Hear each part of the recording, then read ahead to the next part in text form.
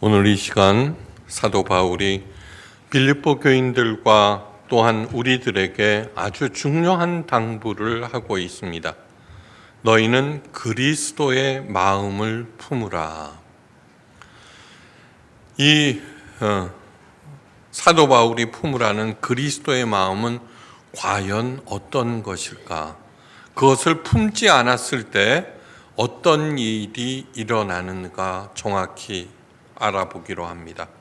한 경건한 수도사가 있었습니다. 그 수도사는 예수님의 가르침대로 잘 수행하면은 언젠가는 예수님처럼 물 위를 걷게 될 것이라 굳게 믿으면서 몸과 마음을 잘 다스리며 열심히 성실하게 살았습니다. 그 결과 깊은 학습과 아주 따뜻한 성품과 솔선수범의 진솔한 태도로 사람들의 큰 존경을 받았습니다.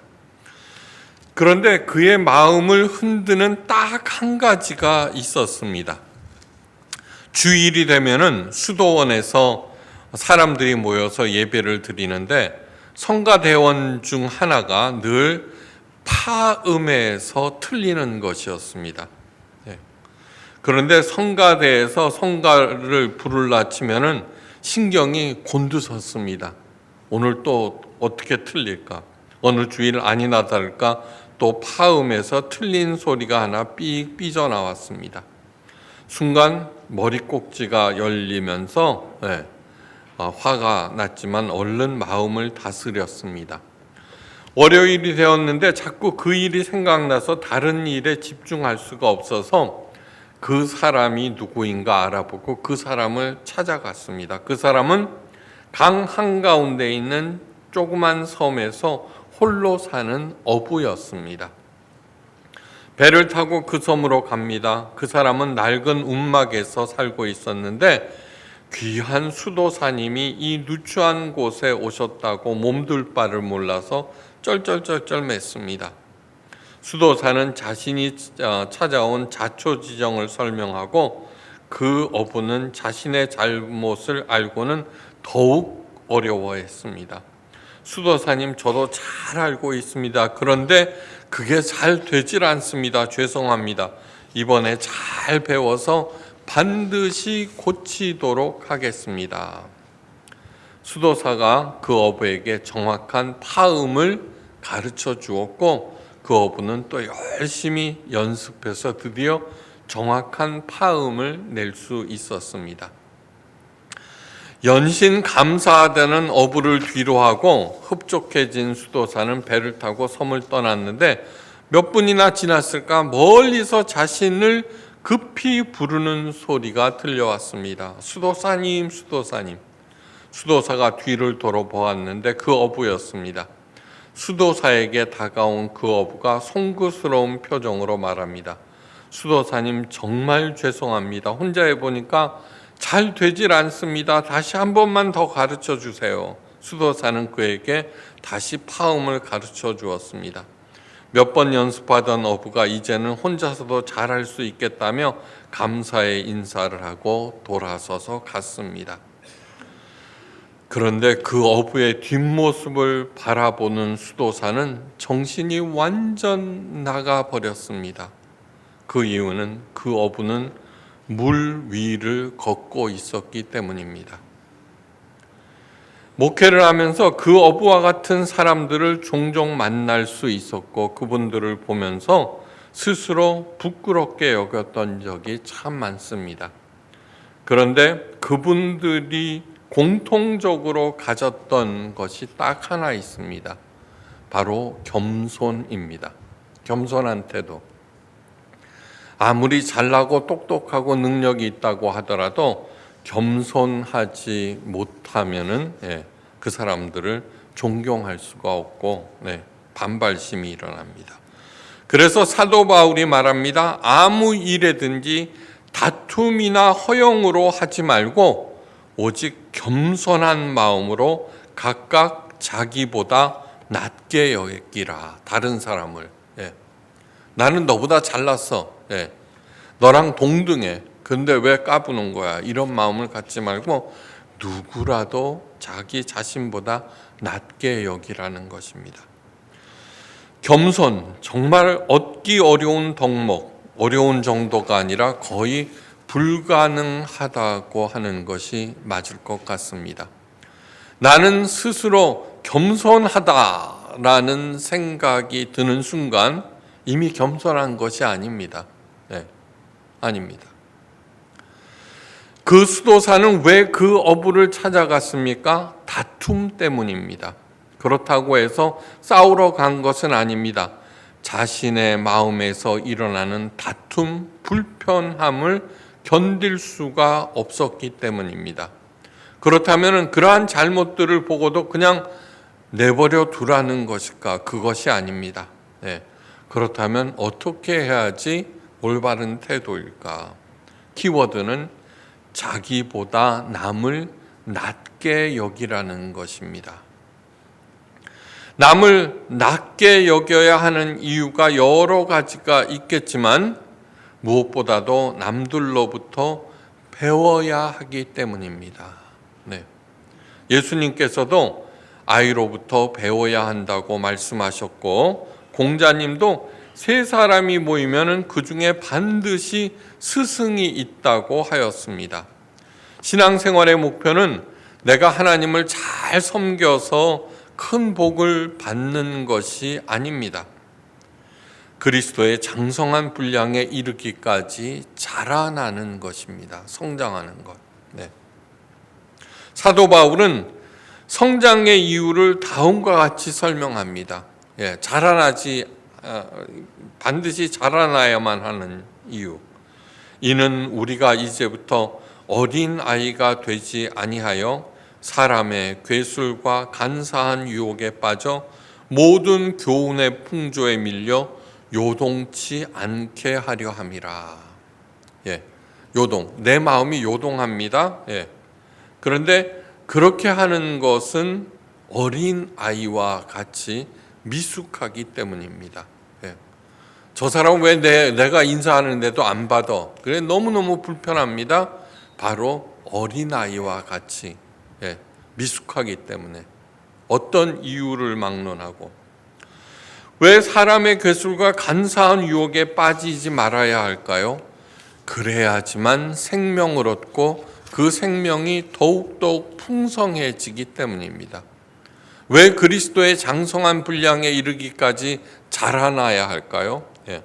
키가 크고 많이 알고 그러는 것이 아니라 그리스도의 장성한 분량, 우리의 목표, 우리의 본보기가 바로 예수 그리스도처럼 되는 것이기 때문입니다.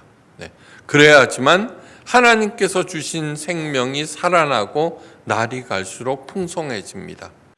덕에 해당되는 헬라어가 두 가지가 있습니다. 겸손을 얻기 위해서 해야 할 일, 아레테와 디카요 수네라고 하는데, 이 두 단어는 모두 덕에 해당되는데 큰 차이가 있습니다. 먼저 아레테,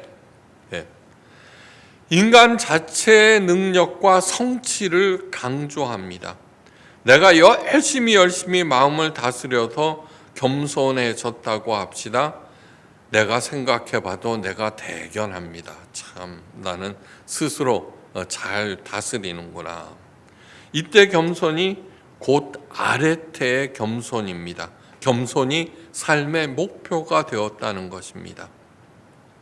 경건도 마찬가지입니다. 나는 경건한 사람이 되겠어. 그러면서 열심으로 경건하려고 합니다. 남들로부터 그 사람 참 경건해, 그 사람 참 겸손해 라는 칭찬을 듣기를 원하고 그렇게 애를 쓰는 자기를 인정해 주기를 원합니다.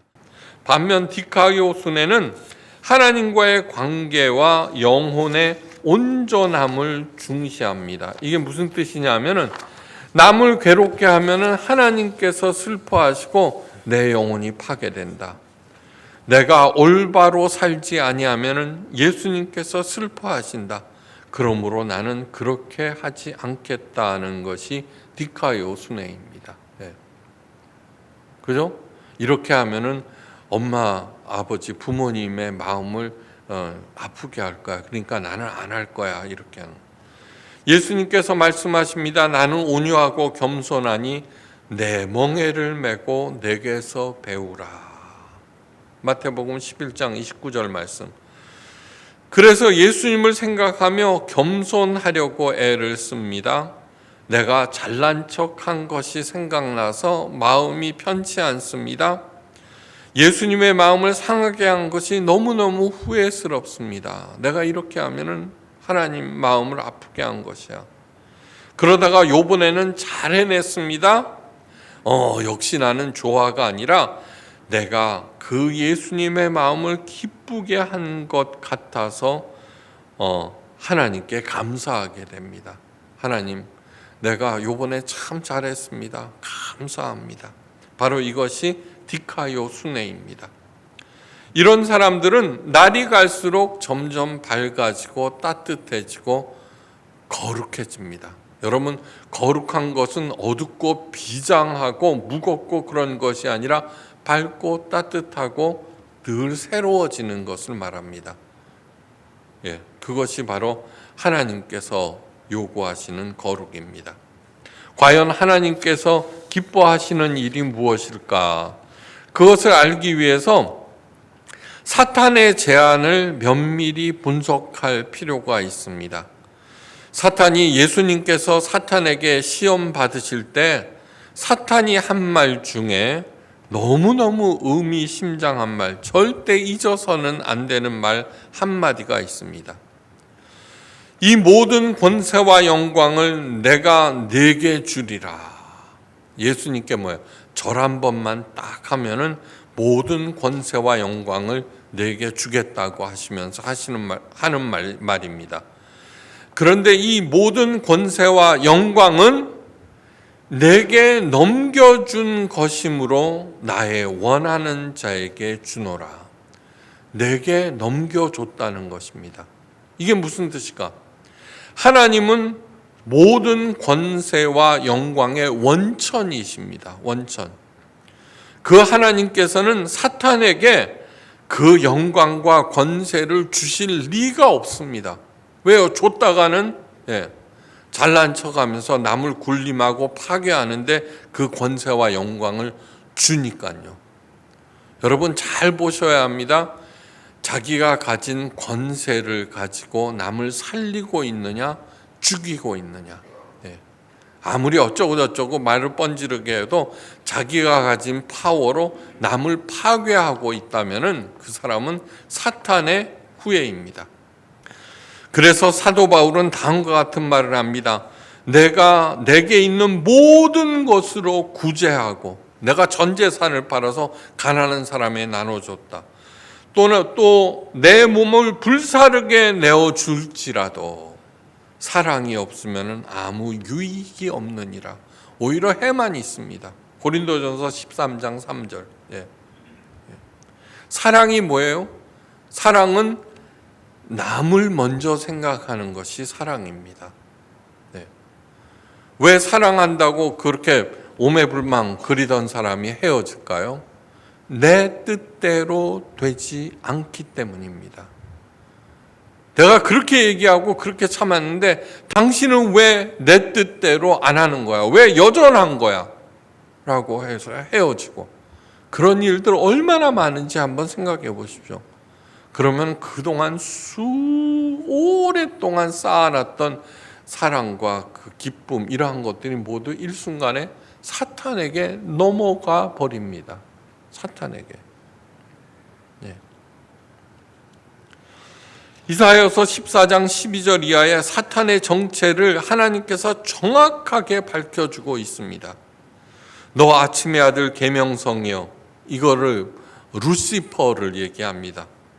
내가 내 마음에 이르기를 내가 하늘에 올라 하나님의 뭇별 위에 나의 보좌를 높이리라. 내가 북극 지폐의 산 위에 자정하리라. 가장 높은 구름에 올라 지극히 높은 자와 비기리라. 자신을 높이려는 사탄의 말로를 이렇게 말하고 있습니다. 어찌 그리 하늘에서 떨어졌으며 너 열국은 엎은 자여 어찌 그리 땅에 찍혔는고 이제 내가 음부 곧 구덩이의 맨 밑에 빠치우리로다. 이사야서 14장 15절 말씀입니다. 하나님께서는 반드시 자신을 높이려는 자를 심판하신다는 뜻입니다. 심판. 예. 교만한 자가 또한 저절로 끝내는 필연적으로 그 음부의 맨 밑바닥으로 가게 되어 있습니다. 여러분, 생색내는 사람, 예, 생색내는 사람, 또 잘난 척하는 사람, 아무리 그 한다 그래도 마음속에 어떻게 돼요? 그런 사람 만나면 재미없죠, 그죠? 재미없습니다. 사도 바울은 생명을 얻고 그 생명을 풍성하게 하는 길을 가르쳐 줍니다. 너무너무 명쾌하고 간결합니다. 너희는 그리스도 예수의 마음을 품으라. 네. 예수님이 누구십니까? 예수님? 예, 사도 바울이 말합니다. 그는 하나님과 본체시나 하나님과 동등됨을 취할 것을 여기지 아니하시고 오히려 자기를 비워 종의 형태를 가져 사람들과 같이 되셨고 사람의 모양으로 나타나셨음에 자기를 낮추시고 죽기까지 복종하셨으니 곧 십자가에 죽으심이라. 예수님은 하나님과 동일한 분입니다. 그러나 그 높은 자리, 하나님과 동등한 자리에서 점점 낮아지십니다. 인간으로 낮아지시고 종으로 낮아지시고 그 예수님께서 하시는 일은 높아지려는 사탄과는 정반대의 길을 가고 있습니다. 그리고 맨 마지막에는 가장 수치스럽고 가장 고통스러운 십자가에 달리셨습니다. 예. 왜 하필이면 십자가냐? 십자가가 가장 고통스럽고 가장 수치스럽기 때문입니다. 네. 그것을 가장 열심히 시행하던 로마도 나중에 정신 차려 보니까 너무너무 참혹한 거라서 스스로 중단해 버렸습니다. 베드로는 십자가에 거꾸로 못 박혀 죽었는데 사도 바울은 참수형으로 순교합니다. 왜 그런 줄 아십니까? 사도 바울은 로마 시민권을 가지고 있었기 때문입니다. 그렇게까지 인간으로 내려갈 수 있는 가장 밑바닥까지 예수님께서는 낮아지셨습니다. 왜요? 하나님의 영광을 드러내기 위해서, 다른 사람들을 구원하기 위해서, 하나님의 명령에 복종하기 위해서 그렇게 하신 것입니다. 낮아지는 것이 하나님의 뜻이요 명령이기 때문에 그렇게 십자가에서 가장 밑으로 낮아지신 예수님에게 일어난 일이 무엇인지 보십시오.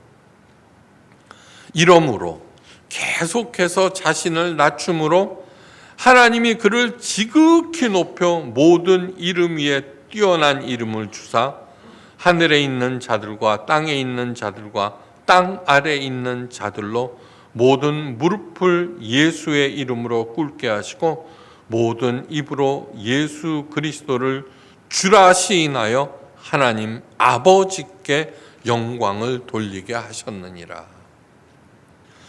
예수님께서 저절로 겸손해지는 길을 가르쳐 주십니다. 저절로. 나는 사람에게 영광을 취하지 아니하노라. 나는 사람들이 인정받고 칭찬받고 그런 거에 연연해하지 않는다. 연연해하지 않는다. 다만 하나님을 사랑하는 것이 너희 속에 없음을 알았노라. 요한복음 5장 41절에서 42절 말씀. 무슨 말씀입니까? 내가 하나님을 사랑하는 것이 중요해요.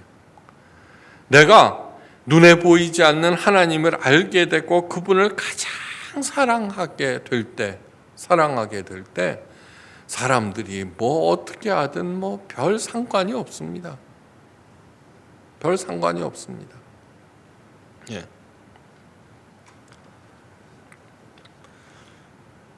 자신을 높이려고 애를 쓰지 않습니다. 다만 하나님을 열심히 사랑할 뿐입니다. 여러분, 나는 못생기고 능력이 없고 무식하고 가난합니다. 그런데 너무너무 예쁘고 부자고 아름다운 여인이 나를 사랑한다라고 할 때 기쁨이 어떻게 돼요? 먼지만도 못한 나에게 그 어마무시한 하나님께서 사랑의 대상으로 나에게 다가오셨고 자기 자신을 내어주셨습니다. 더 이상 바랄 것이 무엇입니까? 그분이 나를 사랑하신다는데 다른 사람들이 인정하든 말든 그게 무슨 상관입니까? 제가 늘 말씀드리죠. 예수님은 섬기는 대상이 아니라 사랑하고 따르는 대상이다. 닮아가야 하는 대상이다. 하나님을 가장 사랑하시기를 주의 이름으로 축원합니다. 축원합니다. 나는 하나님을 사랑할 뿐입니다. 하나님을 사랑할 때 잘 나가면은 모두 하나님의 은혜로 생각하고 감사드립니다. 요즘에 맨발 걷기 열심히 하고 있거든요. 여러분들도 하십시오. 어저께 비가 주럭주럭 내리죠, 그죠? 그런데 비가 내리는 날이 최고입니다. 그런데 나가기 싫죠? 그래도 나갔습니다. 그 운동 끝나고 나서 마음속으로 하나님 감사합니다. 저에게 할 마음을 주셔서 감사합니다. 비가 오니까 아무도 없거든요. 그 속에 하나님 이 넓고 아름다운 정원을 오직 나만을 위해서 주셨구만요. 감사합니다. 진심으로 그렇게. 그런데 일이 어려워집니다. 모두 다 하나님의 처사로 알고 그것은 상황 탓이야. 사탄이 일으킨 거야. 저 사람 때문이야. 아니요. 아무리 어려운 일도 하나님의 처사로 받아들입니다. 하나님께서 이 어려운 일들, 고난을 통해서 나에게 하시는 말씀이 무엇인가 귀를 기울입니다. 그리고 하나님께 갈 길을 구합니다. 그리할 때 어떤 어려움에서 절대로 흔들리지 않습니다. 요동치지 않습니다. 왜요? 나는 이미 어린아이에서 그리스도의 장성한 분량으로 자라났기 때문입니다. 자라났기 때문입니다. 한번 깊이 생각해 보십시오. 얼마나 내 마음을 요동치게 만드는 것이 많은지. 초조해지지 않습니다. 비굴해지지 않습니다. 당당합니다. 단단합니다. 드디어 하나님의 때가 이르러서 그 모든 어려움들이 사라지고 그 고난을 통해서 나는 더욱더 그리스도의 장성한 분량에 이르기까지 성장합니다. 성장합니다. 성장한 만큼 내 생명이 살아나고 그 생명은 더욱 풍성해집니다. 당연히 나는 하나님께 무한 감사를 올리게 됩니다.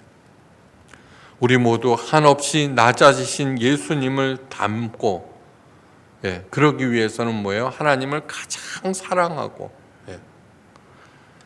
모든 사람들의 저절로 우러나오는 존경과 하나님의 칭찬을 듣는 자랑스러운 하나님의 자녀들이 되시기를 주의 이름으로 축원합니다.